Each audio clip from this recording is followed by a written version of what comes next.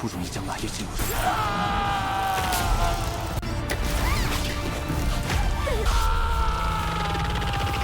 时常看到一幅画面。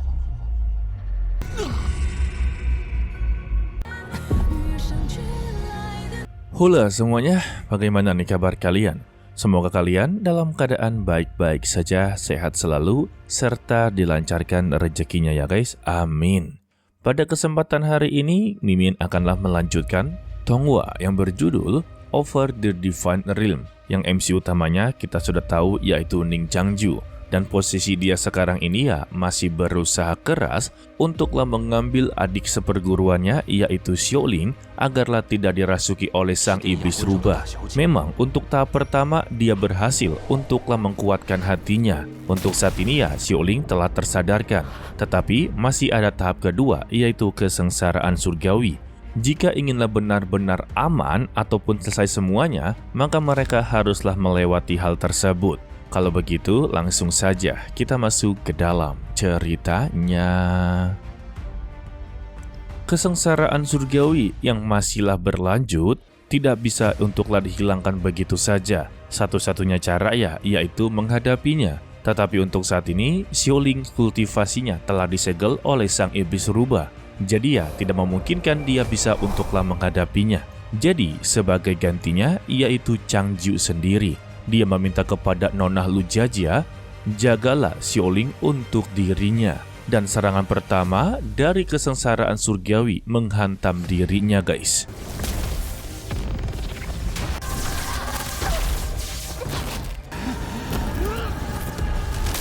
Sehingga dia pun langsunglah terluka parah. Nona Lu melihat kondisinya yang sangatlah parah, meminta kepada Changju untuklah jangan memaksakan dirinya. Karena dirinya yang masihlah berada di ranah misterius, tetapi berani untuklah menghadapi kesengsaraan surgawi, itu sama saja tindakan bunuh diri. Tetapi Changju memberitahu kalau kesengsaraan surgawi ini dikhususkan untuklah dirinya. Karena untuk sebelum-sebelumnya, Changju telah melibatkan dirinya di tahap pertama. Jadi sekeras apapun Nona Lu Jia inginlah membantu, kesengsaraan surgawi ini tidak akanlah menyerang dirinya.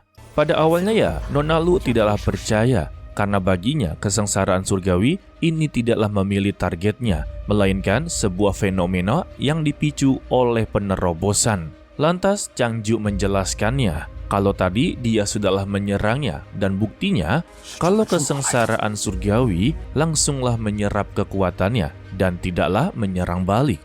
Jadi, dia meminta kepada Nona Lu janganlah melakukan hal yang sia-sia karena memang kesengsaraan ini diperuntukkan dirinya, jadi dia akanlah menyelesaikannya. Lalu, Changju langsung kembali menghadapi kesengsaraan surgawi tersebut serta meminta kepada Nona Lu untuk periksa keadaan dari Xiaoling terlebih dahulu karena dia masih membutuhkan bantuan mereka. Tanpa basa-basi ya, Nona Lu langsung mengiyakannya dan dia merasa begitu lega. Ternyata untuk Xiaoling tidaklah kenapa-napa, sedangkan untuk Zhou Xiang'er telah berada di TKP kesengsaraan surgawi. Dia melihat kalau Changju sedanglah berusaha keras. Sedangkan ya untuk Changju sendiri, dia mempertanyakan kepada kesengsaraan surgawi yang mempertanyakan kalau ujian kali ini apakah karena dia telah melewati kesengsaraan iblis batin atau keberadaannya ini telah menentang hukum langit dan bumi. Sehingga serangan kedua yang begitu kuat langsunglah ditahan oleh tubuhnya.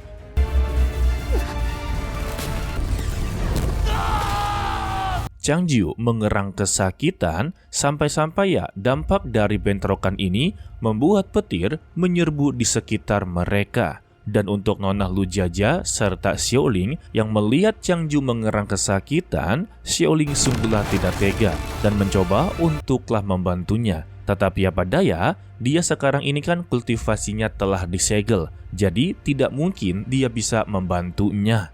Tidak lama dari itu, Zhou Xiang'er datang untuklah membantu mereka berdua agarlah tidak terhempas.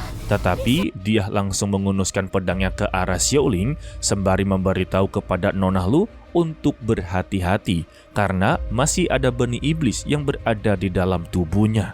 Nona Lu menjelaskan untuk saat ini dia benar-benar aman karena untuk benih iblis telah disegel di dalam tubuhnya dan saat ini dia bukanlah iblis rubah. Namun ya tetap saja di prinsipnya Zhao Xiang'er, selama benih iblis ini tidak hancur, dia akan tetap menganggap kalau Xiaoling adalah bahaya besar. Sebab ya ini kan sebuah benih, cepat atau lambatnya benih ini akanlah bangkit.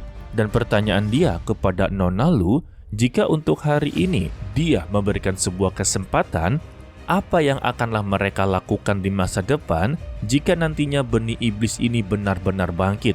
Ujung-ujungnya ya akan benar-benar merepotkan. Dan Nona Lu menegaskan kalau untuk saat ini Xiaoling telah menjadi muridnya. Setelah dia membawanya kembali ke sekte, dia akanlah melatih dirinya agar menjadi lebih kuat, agar bisa menahan benih iblis rubah. Serta Nona Lu meminta pengampunan kepada Zhao Xiang'er dan meyakinkan kalau semua ini akanlah berhasil. Namun tetap saja Xiang'er sungguh begitu keras kepala. Dia menegaskan kembali bagaimana jika dia masihlah bersikeras untuk menghabisinya, apa yang akan dilakukan oleh Nona Lu.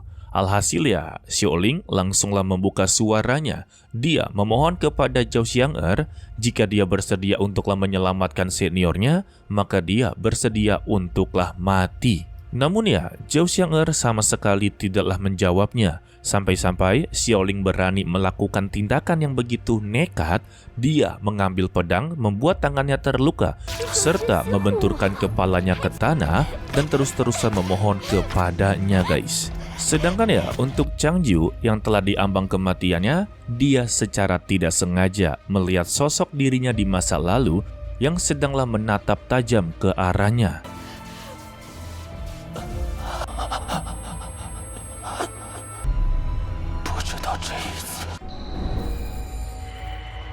Untuk Nona Lu kembali menjelaskan kalau dia tidak perlu untuk melakukan semua ini. Seharusnya Zhao Xiang'er berterima kasih kepada Changju karena pria inilah yang berhasil untuklah melewati kesengsaraan iblis batin. Selain dirinya, siapa yang bisa untuklah menghentikannya? Tetapi ya, Zhao Xiang'er masihlah begitu sangat angkuh. Dia memberitahu kalau dia bisalah menemukan jalan untuk menyelesaikan masalahnya sendiri. Tetapi Nona Lu langsunglah menyinggungnya, sudah pasti penyelesaiannya kalau dia akanlah menghabisi pelaku tersebut dan akanlah memulai pertarungan yang begitu sengit yang ujung-ujungnya kalau kota kekaisaran akanlah menderita musibah. Memang untuk masalahnya selesai, tetapi kerugiannya juga akanlah didapati. Berbeda dengan Changju yang bisa untuklah meminimalisirkan kerugian guys. Beruntungnya saja ya, Xiang'er tidaklah benar-benar tersinggung. Justru pikirannya benar-benar terbuka. Semua perkataan dari Nona Lu ternyata ada benarnya.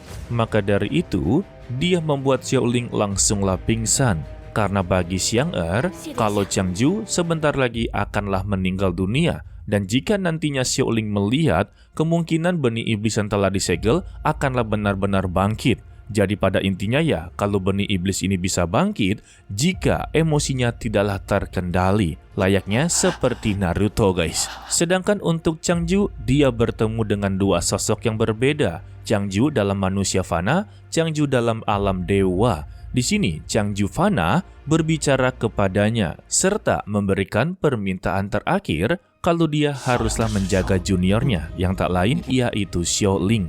Serta ya dia berterima kasih kepadanya karena dia sempat untuklah menyelamatkan Xiaoling ketika gurunya dirasuki oleh kekuatan iblis. Lalu untuk Changju di alam dewa memberitahu kalau kesengsaraan surgawi ini memang diperuntukkan dirinya. Ternyata ya keberadaan dia ini memang telah menentang hukum langit dan bumi. Dan itulah sebabnya dia bisa memicu kesengsaraan surgawi. Dan dia memberitahu kalau untuk saat ini dia memiliki 3 jiwa, yaitu Changju dalam dunia fana, Changju dari alam dewa, dan Changju yang sekarang ini guys. Tetapi untuk fana dan alam dewa ini adalah jiwa di masa lalunya yang masihlah menyatu dengan tubuhnya. Tetapi setelah mendapati serangan dari kesengsaraan guntur, kedua jiwa ini berhasil untuklah ditarik. Lalu ya untuk Changju alam dewa mengajak dia untuklah ikut dengannya. Dia haruslah melihat semua masa lalunya. 你究竟要带我去哪里？ Maka dengan begini, dia akanlah mendapati jawaban bagaimana bisa dia sampai seperti ini. Dan kita diperlihatkan kalau Changju dilatih oleh 6 senior sekaligus. Dan yang paling dekat adalah senior pertama dan senior kedua guys. Siapa sangka untuk Changju di masa lalu ataupun di alam dewa, ternyata untuk ranahnya sudahlah berada di tingkat paling tertinggi. Bahkan telah melewati ranah 7 jalan. Kalau dunia fana kan sebutannya 5 jalan, 2-nya lagi mereka sama sekali tidaklah mengetahuinya. Perbedaan kultivasi alam dewa sama dunia fana ya guys. Dan jiwa Changju alam dewa memberitahunya lagi. Kalau untuk saat ini ya, dia adalah dirinya sendiri. Bukanlah Changju dalam dunia fana, bukanlah Changju dari alam dewa. Sebut saja kalau Changju memang sudahlah direinkarnasi untuk ketiga kalinya guys. Dan jiwa Changju alam dewa kembali memberikan sebuah peringatan. Kalau dirinya dihidupkan kembali, tandanya dia masih memiliki tugas yang begitu penting. Dan ini adalah pertemuan terakhir dia dengannya. Jadi tugas terakhir dia yaitu temukanlah mentor agung di alam dewa. Bagaimanapun caranya, dia harus bisa menemukannya. Alasan dibalik dia haruslah menemukannya, ternyata ya untuk selama bertahun-tahun, visi misi alam dewa terus-terusan berubah. Dia melihat adanya lautan bintang yang hitam pekat dan tak berujung. Di lautan hitam pekat tersebut muncullah satu cahaya dan menurutnya itu adalah bintang. Padahal untuk di lautan hitam pekat itu sebetulnya adalah lautan bintang mati. Dan bagaimana mungkin ada bintang yang terang menerang di wilayah bintang mati? Jadi menurutnya ya kalau bintang tersebut benar-benar belumlah redup. Sedangkan untuk bintang-bintang yang telah mati telah diserap oleh salah satu objek yang begitu besar. Dan semua itu adalah analogi. Layaknya seperti seluruh para kultivator yang bersinar di tempat yang sama, tetapi satu persatu dari mereka mulailah menghilang. Seperti Changju yang telah dihabisi oleh gurunya sendiri, begitu ya maksudnya. Dan semua ini sudah pasti ada hubungannya dengan mentor agung. Maka dari itulah dia harus menemukan mentor agung untuklah mendapati jawaban yang pasti guys. Karena pada nyatanya mentor agunglah yang telah menghabisi nyawanya sendiri. Hal ini ya membuat dia sangatlah penasaran dengan mempertanyakan mengapa dia haruslah menemukannya. Changju alam dewa hanya tahu satu hal. Kalau mentor agung yang telah menyingkirkan dirinya, seharusnya keberadaan dia telah hilang. Tetapi kali ini Changju masihlah hidup. Jadi selama dia masih hidup, maka mereka berdua juga akanlah tetap hidup. Dan akhirnya mereka berdua menjadi penghalang terakhir untuklah kesengsaraan Guntur. Maka dengan begini ya Changju berhasil untuklah menuntaskan kesengsaraan surgawi tersebut guys.